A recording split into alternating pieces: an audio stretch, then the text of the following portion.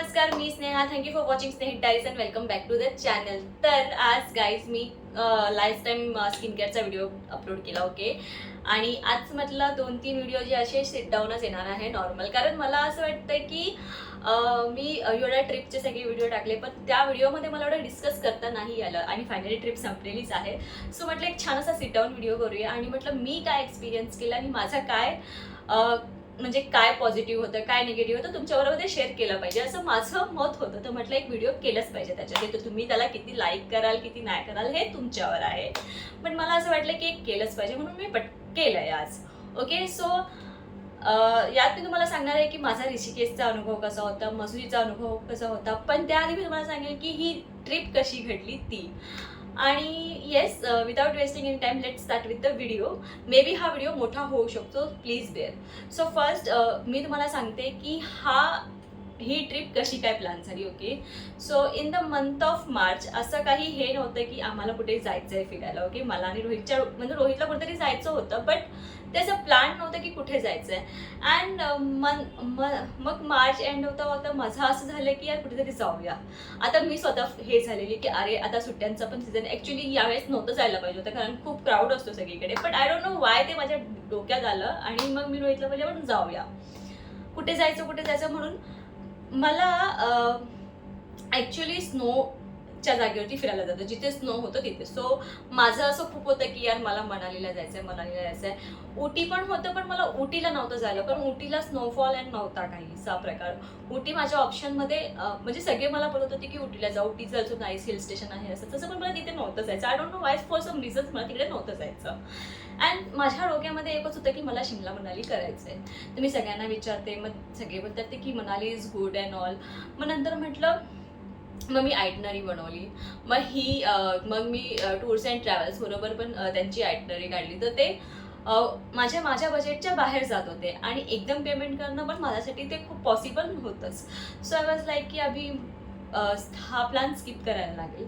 मग जायचं कुठे नक्की असं झालं. सो मग रोहित बोलला, मग माझं असं होतं की मला काशीला जायचं आहे. सो आपण बनारस जाऊया, पण गरमी एवढी होती.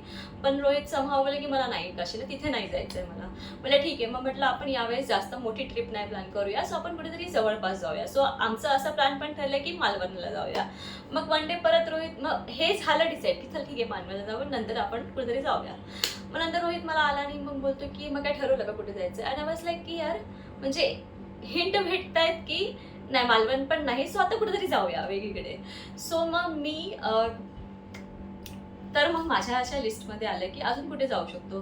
मग मी नैनिताल ठरवते. मग मी नैनितालचं मी आणि मला विना वर्ल्डचं पेज बघायला खूप आवडतं. त्यांचे जे आयटनरी ते म्हणतात ते मला खूप आवडतात.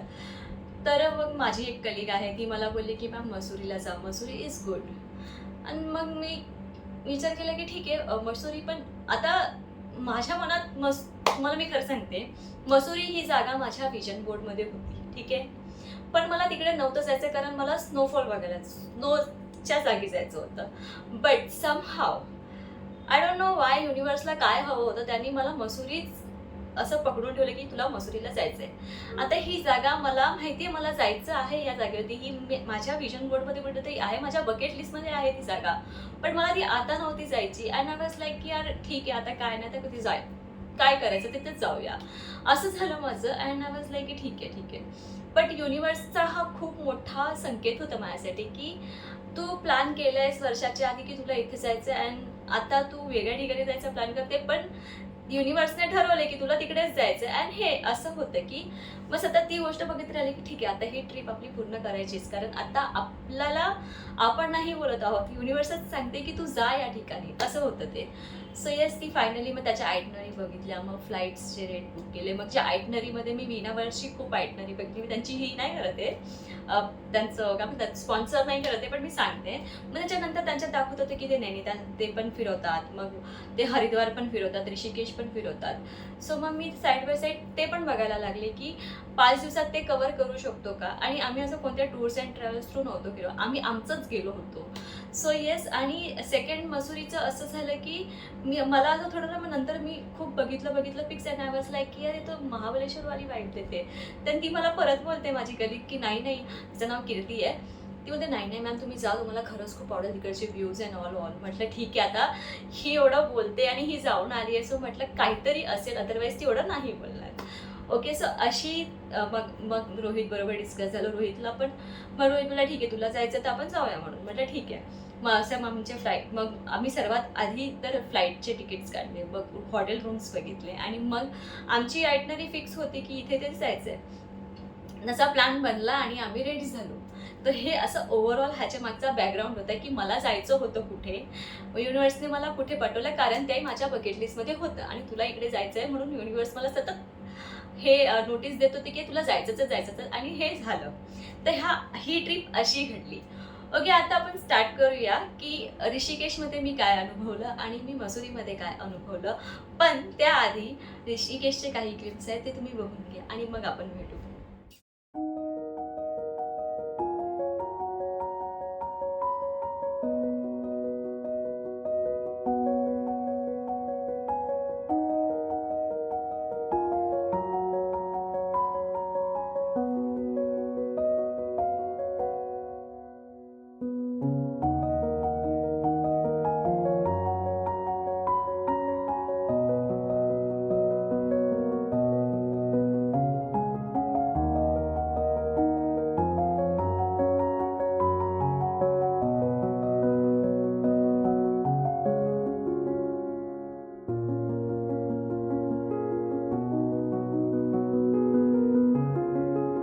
ओके, सो हे होते ऋषिकेशचे ग्लिम्स, जे मी तुमच्यावर ऑलरेडी आधी व्हिडिओमध्ये शेअर केले. पण मला ॲक्च्युली तुम्हाला सांगायचं आहे काय की फर्स्ट डे आमची फ्लाईट होती 3ची आणि आम्ही काहीतरी नियर बाय 5-5:30ला ऋषिकेशमध्ये देहरादूनला होतं. मग तिथून ऋषिकेश 1-1.5 तासावर होता. तर आम्ही ऋषिकेशला पोहोचलो आणि नुकतीच गंगा आरती संपली होती म्हणून तिथे त्या परमार्थ निकेतनच्या नियर बाय जे हॉटेल होतं तिथेच आम्ही थांबलो होतो. हॉटेलचा तुम्हाला ऑलरेडी मी रूम टूर दिला होता. निर्वाणा प्लेस छान हॉटेल होता नियर बाय परमार्थ निकेतन. तर ते एक प्लस पॉईंट होता की ते आमच्यासाठी वॉकेबल डिस्टन्सवर होतं. गंगा घाट, परमार्थ निकेतन आणि जानकी सेतू असं विजिबल होतं आमच्यासाठी, ते आमच्या हॉटेल रूममधून पण. सो तो एक छान व्ह्यू होता माझ्यासाठीला. आणि त्या दिवशी मग आम्ही तेवढंच फिरलो. आणि मग सेकंड डे आमचा ॲक्च्युली काय प्रॉब्लेम झाला की आम्ही आमच्या आयटनरीमध्ये हरिद्वार ॲड केलं. हरिद्वार नाही ॲड केलं असतं तर मला असं वाटतं की मला ऋषिकेश भरपूर एक्सप्लोर करता आलं असतं. मीन्स आम्हीचा जो मॉर्निंगचा पोर्शन होता जो आम्ही तिथे जाण्यात घालवला, तिथे पण आम्ही ॲक्च्युली हरकीपोरीला पोचलो. तिथे बघितली जी जागा, पण स्कूटीवरून उतरून ती जागा कॅप्चर करण्या इतका तो प्लेस खाली नव्हता. कारण तिथे त्यावेळेस खरंच खूप कुठून ती क्राऊड, आणि मे बी ते चारधाम यात्रा चालू झाली होती ते तर क्राऊड भरपूर आली होती. आणि त्यामुळे त्या मनसा देवीची शक्तीपीठ आहे तिकडे, तिथे सुद्धा तेवढीच क्राऊड होती, तिथे तेवढीच लाईन होती. आणि मग वॉक, आणि एवढं ऊन होतं की चढून एवढं वर जाणं ते आम्हाला नाही, म्हणजे असं वाटलं की नाही ते वेरेबल नाही आहे. सो आम्ही तिथून निघालो. सो तो ओव्हरऑल जो टाईम, पण आम्ही हरकीपोरियाना सगळं बघितलं, असं उतरून तिथे टाइम स्पेंड नाही केला, पण आम्ही स्कूटीवरून ते सगळं बघितलं. नाही मी ते मोमेंट्स कॅप्चर केले कारण खूप अशी ती सिच्युएशन नव्हती ती तशी. असं वाटलं की नाही हँडल होणार, कारण तिकडच्या मार्केटमध्ये पण एवढा क्राऊड होता की लिटरली तिथे पाय ठेवायला जागा नव्हती, तिथे एवढा क्राऊड. सो त्याच्यामुळे काय झालं की आमचा ऋषिकेश जी ट्रिप आहे ती नाही कम्प्लीट होऊ शकली. बट एनिवेज आम्ही ती सोडलं आणि मग इथे आलो. मग म्हटलं जाऊ दे, ॲटलीस्ट आपण गंगा आरती अटेंड करूया. सो परमार्थ निकेतनलाच आम्ही 1.5 तास आधी जाऊन बसलो, कारण तिथे बसायला जागा भेटत नाही नंतर. सो आधी बसलो आणि मग ती गंगा आरती छानपैकी बघितली आणि त्या घाटजवळच मग फिरत बसलो. तर मला ॲक्च्युली तिथे अजून घाट्स जे बाकीचे होते, जसं साई घाट होतं, त्रिवेणी घाट होतं, त्र्यंबकेश्वर मंदिर होतं, भूतनाथ मंदिर होतं तिकडे. अजून एक काहीतरी जागा होती जी मला खरंच बघायची होती. सो मला असं वाटतं तो जो सकाळचा वेळ जर आमचा तिकडे वाचला असता तर आम्ही तो ऋषिकेशमध्ये तिथे फिरून काढला असता, कारण ते काय जास्त डिस्टन्सवर नव्हते घाट्स. तो ते हे करता आले. आणि ऋषिकेश म्हणजे मला असं वाटतं की त्यांचे जे मार्केट एरिया आहे तो खूप किऑटिक आहे, पण त्यांचे जे घाट्स आहेत ते खूप शांत आहेत. सो एक पीसफुल वाईब तिकडे होते. म्हणजे तुम्ही विचार करा ना, इथे आपण आहो परमार्थ निकेतनला, इथे जानकी सेतू आहे. जानकी सेतू एक काय, एक नॉर्मल ब्रिज आहे, बाकी काही नाही आहे. पण त्याला नाव असं दिलं आहे जानकी सेतू, की असं वाटतं की अरे काय चीज आहे ही. पण त्याच्यावरती जेव्हा ती लाइटिंग लागते रात्री 7 का 8 वाजता, आणि त्याच्यावरती जेव्हा शंकराची पिंड येते, शंकराचा चेहरा येतो, ओम येतो, श्रीकृष्ण येतात, तेव्हा असं वाटतं की यार वाय क्या कमाल की चीज आहे ही. असं आता हे माझ्या केसमध्ये जे माझ्यासारखे आहेत त्यांना ती गोष्ट आवडणार, जे नाही आहेत त्यांना ती गोष्ट बिलकुल नाही आवडणार. पण ती म्हणजे तुम्ही विचार करा, इथून मी जानकी सेतूवरती लिटरली शंकरांना बघते आणि मी अशी नजर फिरवली की इथे शंकरांची एवढी मोठी मूर्ती दिसते. सो ती एक वाईब होती ना तिकडची, ती खरंच अमेझिंग होती. आणि आय वॉज लाईक की जेव्हा मी ऋषिकेशवरून मसुरीसाठी निघालो होतो, तर मला असं वाटलं की यार अजून एक दिवस भेटला असता तो मी ऋषिकेश एक्सप्लोअर करू शकली असती. कारण इन फ्युचर मला कधी चान्स भेटला ना, I really wanted to go Rishikesh, कारण मला तिकडे खरंच एक्सप्लोअर करायचं आहे. आणि नाही एक्सप्लोअर करता आलं ना तरी मला तिथे थोडा वेळ तरी घालवायचा आहे. कारण I don't know what connection आहे, काय कनेक्शन झालं आय डोंट नो, बट माझ्या मनात आहे की मला तिकडे एकदा तरी जायचं आहे. आणि मग तिथून आम्ही ते निघालो आणि मग आमची पुढची ट्रिप केली मसुरीची. आता माझं असं होतं की यावर्षी एक ज्योतिर्लिंग करायचं आहे कोणतं तरी, ठीक आहे. बट आय वॉज लाईक की पण ते काशी राहून गेलं कारण आम्ही इथे आलो. मग आता 6 महिने अजून आहेत या गोष्टीसाठीला. पण आय डोंट नो वाय माझ्या आतून मला असं येतंय की यार या ऋषिकेशला पण मला त्यांनीच शंकरांनीच बोलवलं आहे. सो यावेळेस मला चान्स भेटला नाही भेटला आय डोंट नो, हे बोलायचं नाही आहे मला. पण नाहीच जरी भेटला तरी आय एम हॅपी, बिकॉज मला जे बघायचं होतं ते मी ऑलरेडी तिथे बघितलेलं आहे. आणि याच्यापेक्षा जास्त मोठी गोष्ट नाही, मला बोलताना सुद्धा गुजबम्स येतात. कारण लिटरली ती मूर्ती मी कधीपासून बघते एखाद्या रीलमध्ये किंवा व्हिडिओमध्ये किंवा एखाद्या मूवीमध्ये, आणि ती माझ्या समोर आहे. इथे जानकी सेतू आहे जिथेवरती देवच देव दिसत आहेत आणि खाली गंगा नदी वाहते. म्हणजे ते एक इमॅजिन करण्यासारखी गोष्ट. पण एक इमॅजिनरी तुम्ही चित्र बनवा, खूप सुंदर आहे ते.